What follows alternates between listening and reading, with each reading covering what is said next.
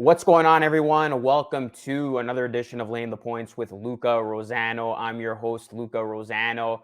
And today we're going to bring you a different show. It's just going to be my take, my reaction to the Raptors' Game 6 loss against the Philadelphia 76ers. Yes, the comeback come short. Everybody was talking about history. Everybody was talking about how the Raptors could have been that first team ever to come back from an 0-3 series deficit as they look to have the Sixers on the ropes. But then Thursday night in Toronto, Philadelphia answered the call. The 76ers, they came out ready to play. They did not want this series going back to Philadelphia for that seventh game. And that third quarter, that's where everything changed. The Sixers went on that run. The Raptors could not hit a shot. Joel Embiid had a great game. James Harden was aggressive from the start. And Doc Rivers silenced all the naysayers, all the people who thought that he was going to blow this lead. The Sixers get it done. And you got to give them their credit. They really went into this game motivated, and you could tell that they wanted to win this game. They came out high energy, playing well on both sides. Guys were hitting shots. Guys were getting to the basket. And Doc Rivers, he had a good game. He did a lot of good things in this game. And I thought he was a big reason why this Sixers team was ready to go. And he combated a lot of what Nick Nurse was doing as well. So you got to give the Sixers credit. We were poking fun at them. We were cracking jokes. We were speculating. Could this team actually blow it and become the first team ever to do such a thing? But they're not. The Sixers move on. They will take on the Miami Heat in the second round. That should be a good series. But what I wanted to do in this bit is, instead of focusing on the negative, which is that the Raptors are eliminated, they come up short against a Sixers team who I thought they would have won against. I had the Raptors in 6 at the start of the playoffs. Let's rather focus on the positives.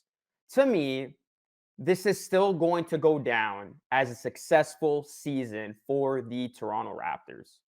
And let's talk about some of the building blocks this team has moving forward.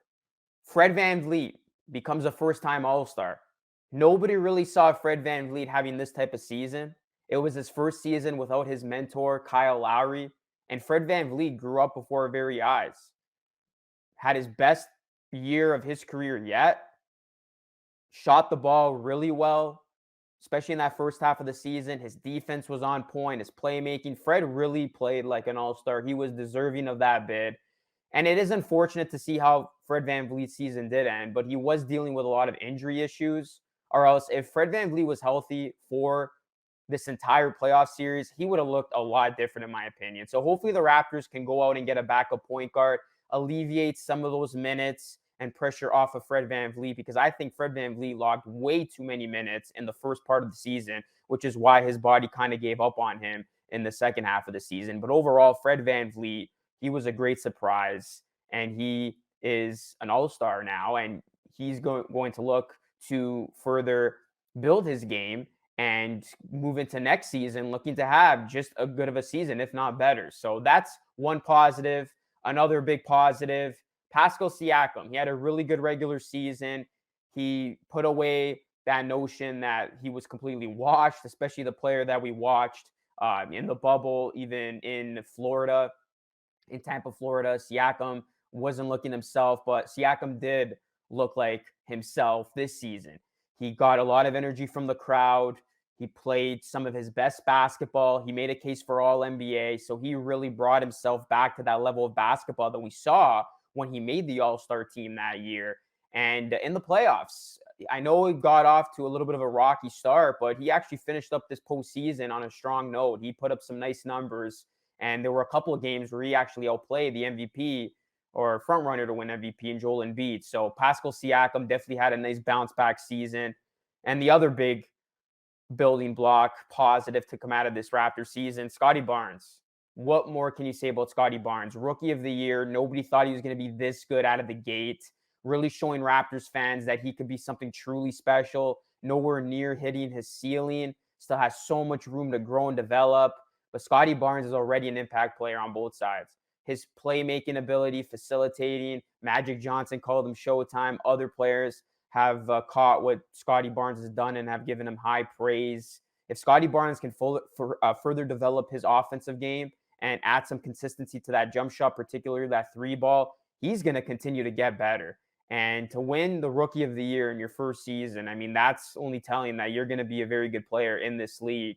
And Scotty Barnes, I think with this Raptors developmental team by his side, the sky's truly the limit. I think Scotty Barnes is going to be that prize for the Raptors, and he could be that big time star that this team needs in some of those crucial moments. So Scotty Barnes, what a great season for him. And it's great that he's a Toronto Raptor. And another positive, Gary Trent Jr.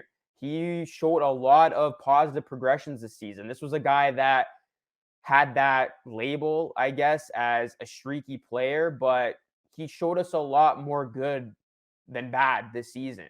And he was a guy that once he was on, he was on. He was an instant bucket.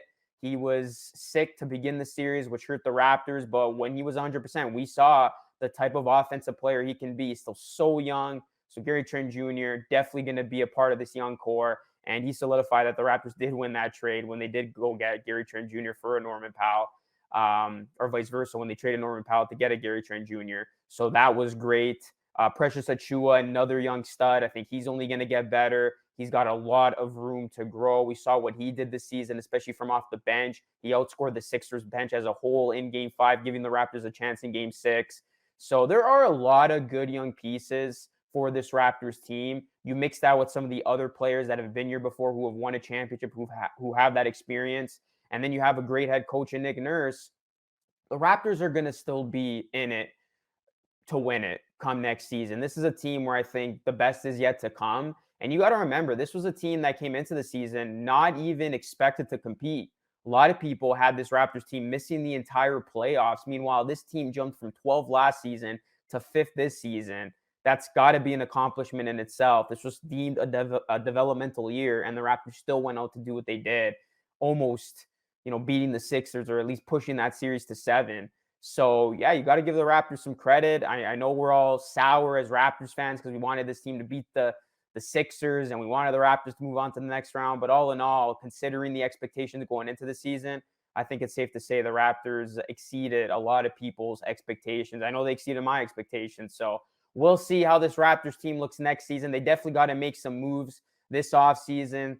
They're going to have to address that center position. Like I said, they need a backup point guard. And hey, Masai's no stranger. If there is an opportunity to get that big time star who could potentially get this team over the top in terms of winning a championship, Masai is no stranger to strike a deal if it makes sense. So it's going to be an interesting offseason. We'll see what happens. But that is my 2 cents. Just wanted to give you a quick reaction of the Raptors season as a whole. The Raptors season is over. Sixers move on. Raptors losing 6.